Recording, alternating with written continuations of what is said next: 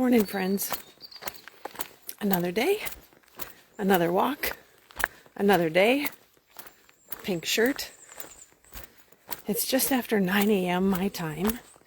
And the reason I know that is because I just went through a small path.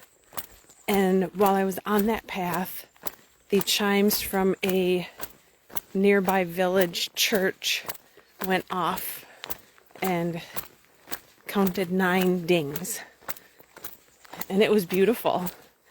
And as it was happening, I realized how I've really grown to love the chimes.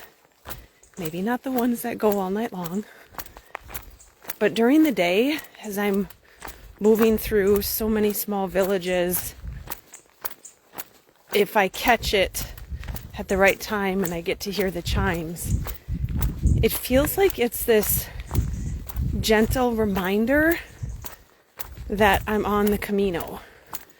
This gentle reminder to stay tuned in and connected and really mindful and present. Because out here, I think it could be easy to just be distracted, because so many of us are not used to practicing being with our thoughts and being with ourselves and just being in this moment that we've been given. And not that I'm better or anyone is worse or that I'm a master at this.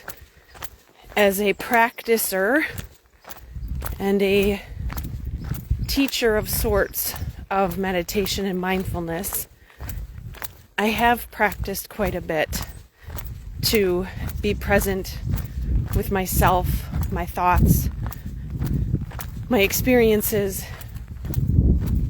because I think that, and I know this for myself, the more present I become, and dare I argue this would be the case for you as well, the more present we become, the more we're able to experience whatever happens and whatever comes our way and process it in the moment rather than it hanging on and sitting there and building into something even more. Do I get it right all the time? No. You know why? Because I still have this meat suit that I'm carrying around with me. You know, we're all spiritual beings, and we're also having this physical experience, this meat suit that we carry around. And I don't believe it's meant to be rainbows and butterflies all the time, because if it were, we don't appreciate it as much, right? I'm going up a big hill, so I'm just going to pause for a moment. 1 second, I will be right back. Here's what I mean by this. I was visiting a number of years ago. I was visiting some friends in Washington, and my daughter and I were visiting them. And Washington, near Spokane. Spokane? I don't remember. Doesn't matter. The area we were in was majestic. It was beautiful. Big, tall trees, deep valleys, hills, and just not Minnesota, right? Well, not the area where I live in Minnesota. And it felt like it not demanded, that's not the right word. It felt like it commanded my attention. It commanded me to notice it. It had this presence, you know. When my grandpa passed away, he passed away 30 years ago, maybe 32 or 33 years ago. When he passed away, I remember the preacher talking about how Grant, his first name was Grant. Do you notice any connection there?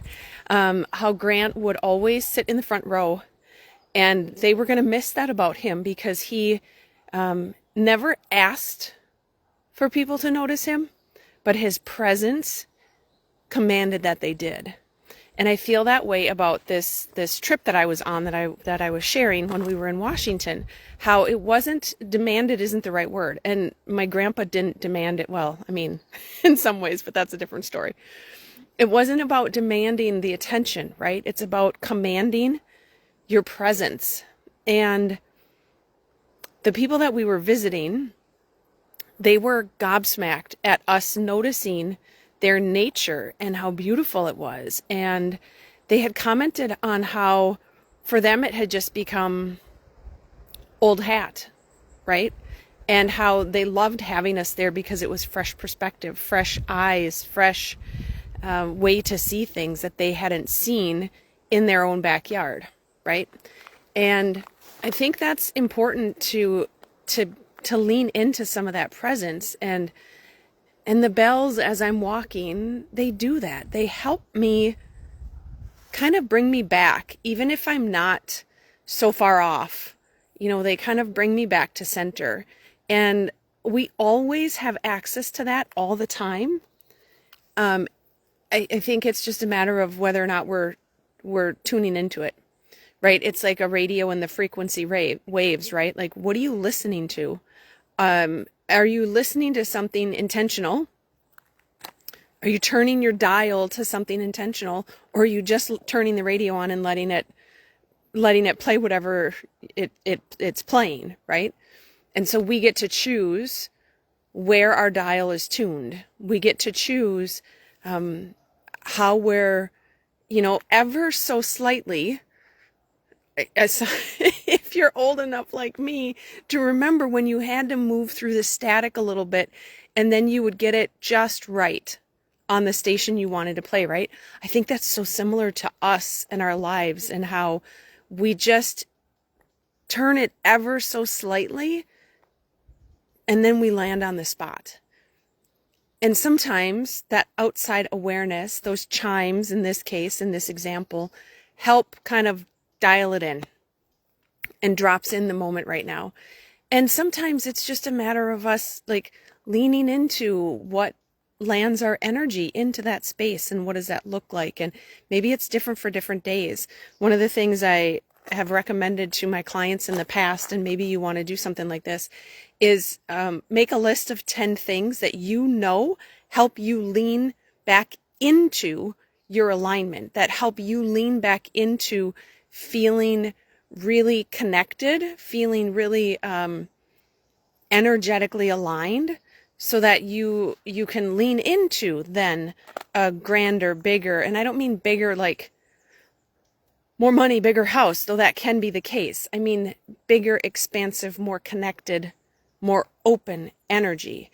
So what are those 10 things that help kind of bring you back to that space? Make that list so that when you are feeling and finding yourself a little pulled off the path, you can look at that list, have that list handy, make it easily accessible, and make a couple of them really easily accessible so that when you find yourself a little bit pulled off the path and you check it, right? The first thing is awareness, right? So you notice it. And then the second thing is consistency. So consistency in the new action. And where most people get it mixed up is that in-between part, right? Because we have the awareness, and then what do you find yourself doing? You find yourself beating yourself up because, oh, there you go again.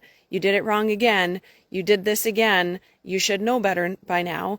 And that's not helpful, right? That's not helpful for anyone. So having this, let's say this easy checklist, right? Have the awareness that I'm feeling a little off. This isn't whatever this is, and I know that I want to lean back into this alignment, and maybe I'm not on a path in Portugal where I know I'm going to cross through some chimes from a church, church bell chimes. What are 10 other things that I can do right now? And grab one of those easily accessible things to help you lean back in and have that consistency. So what you're doing is you're not getting rid of the challenges, right? The challenges don't go away. I still have challenges. I meditate every day. I pray every day. I'm intentional and mindful every single day. The challenges don't necessarily go away. What happens though is I become more equipped to handle them. So the peaks and valleys are still there, but it's trending upward, right? It's a trend upward as we continue that consistency to practice it again and again and again. And in this moment, it happened to be the chimes. But back home, what are the moments that you can lean into to help kind of bring you back to that center, to that reminder that you are always connected? We don't need an outside source to remind us that. We get to choose it. But you can make a list of a handful of things that help you remember it so it's easier for you to choose. Because why not let it be easy? It gets to be easy. We just got to choose that it gets to be easy. Okay, I'm going to keep walking up my hill. I hope you have the most beautiful day. I hope you have an aligned day and one that feels really magical to you, whatever comes your path. Talk to you soon. Bye, friends.